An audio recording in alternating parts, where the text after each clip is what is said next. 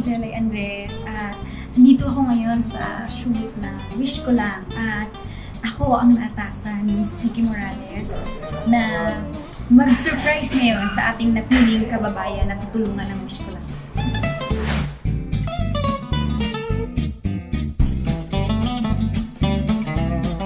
Hindi ko rin alam paano mag pero ano lang hindi ko masasabing matagal kasi kailangan kailangan mo ng acceptance. Pag gano'n, kailangan mo i-accept na nangyari to, ito na to. Kapag nag-desisyon ka, kailangan pangatawanan mo na yun.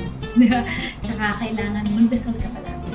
Yan. Tapos, lumapit ka sa mga taong alam mong totoong nagmamalasakit at nagmamahal sa'yo. Yung family mo, marami kang friends, isipin mo, huwag mo iisipin na nag-iisa ka, nangyari to, kawawa ako, gano'n. Pero hindi mo maiwasan yun. Pero kailangan mo patuloy para mas madali ka mag-move on at lagi ka magdadasal. Kasi yun yung nag-iisipin mo, magiging masaya ako.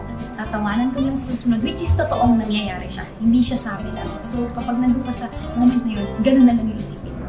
Huwag mo siyang, kumbaga, baby, hindi yung nararamdaman